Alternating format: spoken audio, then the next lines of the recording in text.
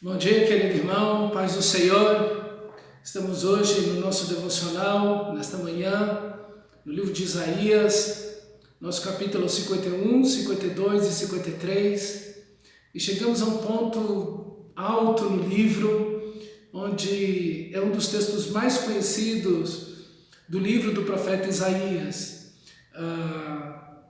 O povo de Israel está pensando, no capítulo 51, que o cativeiro babilônico, aonde eles estão, por causa de séculos, mas de 1000 anos de pecado consecutivos diante de Deus, seria ali então o fim deles. Não há remédio mais, não há nenhuma maneira de restauração, de recuperação.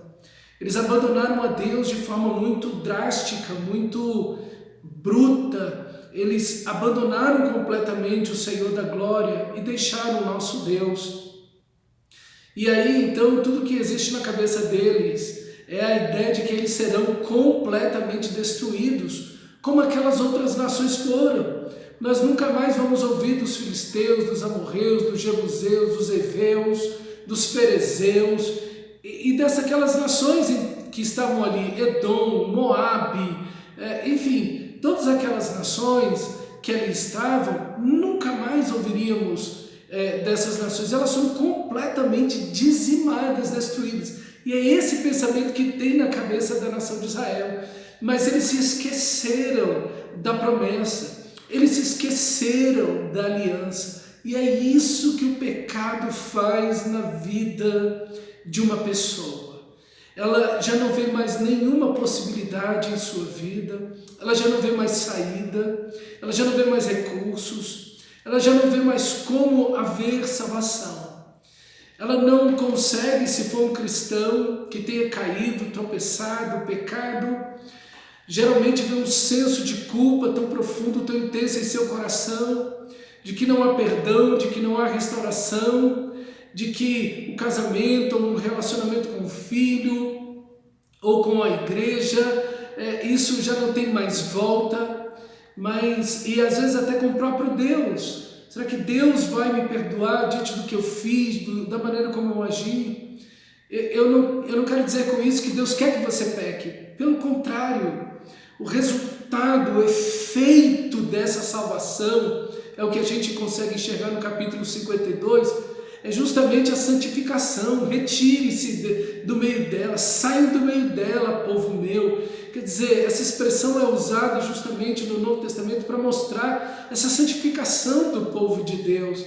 Mas, meu amado irmão, o que nós precisamos nesses momentos é olhar para a graça de Deus. E é justamente o que Deus convida a nação de Israel a fazer. Olhem para Abraão, olhem para Sara. Eles eram eles eram velhos, estéreis, e eu fiz deles uma multidão de pessoas. Eu os protegi, eu provi para eles, eu os abençoei, eu os guardei, eu os restaurei, mesmo diante dos tropeços deles, eu os levantei. Sabe, nesses momentos nós precisamos olhar para Cristo Jesus, o nosso Senhor. Precisamos olhar para a graça de Deus, essa graça que independe da quantidade de pessoas ou da força das pessoas. Deus, na sua graça e na sua misericórdia, estende a sua salvação. E o texto sagrado vai dizer que a terra, as nações, o céu, tudo vai passar, tudo isso vai acabar, mas a salvação do Senhor durará para sempre. Então Deus vai dizer imediatamente: não tenha medo. Não tenha medo da violência das nações, não tenha medo dos tiranos, não tenha medo do homem mortal, porque o Senhor nos salva definitivamente, eternamente. O caminho que Deus abre a sua salvação, e aí Ele remete o seu ouvinte aqui, àquele momento em que Deus abre o mar vermelho. Era impossível a nação de Israel abrir o mar vermelho. Era impossível criar um caminho de salvação ali. Por isso que Deus abre o mar vermelho. Deus não abre o mar vermelho, meu irmão, para mostrar simplesmente um show pirotécnico, para mostrar que uma coisa nova e vislumbrante aconteceu. Não, ele está mostrando ao abrir o mar vermelho que ele fará o impossível na salvação. E esse impossível na salvação é justamente o que está escrito no final do capítulo 52 e no capítulo 53. É a vinda do seu Filho. É Deus pegando o santo, o puro, o Deus vivo, verdadeiro, o seu Filho amado, entregando naquela cruz por nós. Esse é o caminho que jamais poderia ser criado pelo ser humano. O pecado é tão terrível, tão duro. Ele é o mal supremo que somente o próprio Deus o pode enfrentar. Somente o próprio Deus em pessoa, nosso Senhor e Salvador Jesus Cristo, pode vencê-lo e derrotá-lo. Veja, meu irmão, por isso que nós não podemos em hipótese alguma brincar com o pecado, jogar com o pecado. Primeiro porque ele valeu a vida de Cristo Jesus, o nosso Senhor. Deus te salvou para você estar longe, apartado do pecado. Você não pode jogar com o pecado, porque assim como um deserto, ele é feito de pequenos grãos de areia, mas aquele deserto é mortal. Assim como o mar inteiro e todos os mares do mundo são feitos de pequenas gotas d'água, assim, em cada pequeno pecado, em cada, entre aspas, inocente pecado, existe todo um mal, como numa semente que está contida toda uma floresta. Assim também no único pecado está contido o mal de todo o mundo. Não foi porventura pela mordida, por uma única mordida, naquele fruto que Deus disse que não deveriam comer, Adão e Eva, e eles o morderam, e não foi por aquela atitude que parece ser tão pequena, tão inofensiva, que todo mal, toda desgraça que você vê hoje no mundo, toda morte, toda peste, toda doença, todo mal que existe no mundo, meus irmãos, se estabeleceu. Então você não deve brincar com pequenos pecados, você não pode jogar com as situações, você não pode brincar com as tentações. Meu amado irmão, que você viva debaixo dessa salvação que só o próprio Deus poderia produzir para nós. Você não poderia fazer a salvação acontecer. Você não poderia abrir um caminho no fundo do mar. Assim você também não poderia trazer Cristo à cruz, ou você mesmo ir à cruz para perdoar os seus pecados. Por isso, meu irmão, porque Deus te deu tão grande salvação, não tenha medo, porque o Senhor escondeu você na sua onipotente mão, e Ele te defende com o seu braço poderoso, te protege de todo pecado e de todos os inimigos. E aí o capítulo 52 entra falando quão formosos são os pés daqueles que anunciam o Evangelho, as boas novas. Quais são as boas novas? Deus criou um caminho de salvação impossível. Todos nós iríamos ao inferno, todos nós padeceríamos no inferno eternamente. Aquela cruz, aquele inferno, banidos eternamente da presença gloriosa de Deus, aquela morte, todas as maldições, todo tormento, toda doença, todo mal estaria em nossa alma, em nosso espírito, em nosso corpo, e daqui a 1 milhão de anos estaremos no inferno, como se não tivesse passado nenhum dia, porque passaríamos ali por toda a eternidade, por todos os séculos, porque mesmo no inferno não deixaríamos de pecar. Como vemos na história daquele homem rico e do Lázaro, ele continua pecando, ele continua orgulhoso, ele continua duro, ele continua em busca dos seus próprios prazeres pecaminosos. Meu amado irmão, de tão grande perdição nos salvou o Senhor com tão grande amor, e esse é o privilégio que você tem. Que lindo é o caminho, que vida preciosa, quão grande obra você está fazendo ao pregar o Evangelho às pessoas, à sua família, a seus amigos, pessoas do trabalho, vizinhos, pessoas que você conhece, sustentando missionários no campo, através de orações, através de ofertas missionárias. Que obra extraordinária, que vida sublime! Não há nada mais importante que você possa fazer, que você possa realizar no mundo, meu irmão, do que pregar o Evangelho.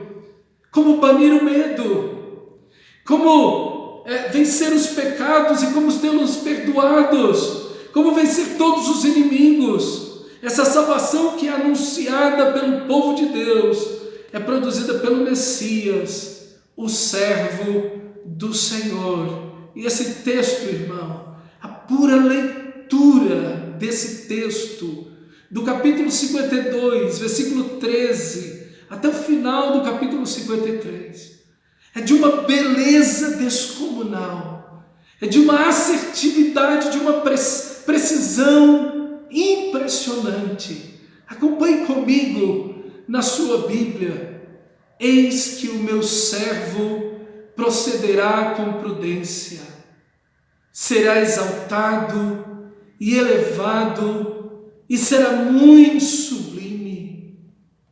Como pasmaram muitos à vista dele, pois seu aspecto estava muito desfigurado, mais do que o de outro qualquer, e a sua aparência mais do que a de outros filhos dos homens. Assim, causará admiração, as pessoas ficarão estarrecidas, as nações, e os reis fecharão a sua boca por causa dele, porque aquilo que não lhes foi anunciado verão, e aquilo que não ouviram entenderão. Isaías está olhando Cristo na cruz. Cristo naquela cruz, nu, ferido, esmagado, moído, totalmente ensanguentado, humilhado, todo mundo boquiaberto. O caminho impossível ao ser humano foi aberto em Cristo Jesus, o nosso Senhor. Quem creu na nossa pregação e a quem foi revelado o braço do Senhor, porque foi subindo como um renovo perante Ele, e como uma raiz de uma terra seca, não tinha aparência nem formosura. Olhamo-no, mas nenhuma beleza havia que nos agradasse. Era desprezado e o mais rejeitado entre os homens, homem de dores e que sabe o que é padecer. E como um de quem os homens esconde o rosto, era desprezado e dele não fizemos caso. Certamente ele tomou sobre si as nossas enfermidades e as nossas dores levou sobre si. E nós o reputávamos por aflito, ferido de Deus e oprimido. Mas ele foi traspassado pelas nossas transgressões e moído pelas nossas iniquidades. O castigo que nos traz a paz estava sobre ele, e pelas suas pisaduras, pelas suas feridas, fomos sarados. Todos nós andávamos desgarrados como ovelhas. Cada um se desviava pelo caminho, mas o Senhor fez cair sobre ele a iniquidade de nós todos. Ele foi oprimido e humilhado, mas não abriu a boca. Como cordeiro, foi levado ao matadouro, e como ovelha muda perante os seus tosquiadores, ele não abriu a boca. Por um juízo injusto, ele foi arrebatado. E da sua linhagem, quem dela cogitou? Porquanto foi cortado da terra dos viventes. Por causa da transgressão do meu povo, foi ele ferido. Designaram-lhe a sepultura com os perversos, mas com o rico esteve na sua morte, posto que nunca fez injustiça nem dolo algum se achou na sua boca. Todavia, ao Senhor agradou esmagá-lo, moê-lo, fazendo enfermar, quando der ele a sua alma como oferta pelo pecado.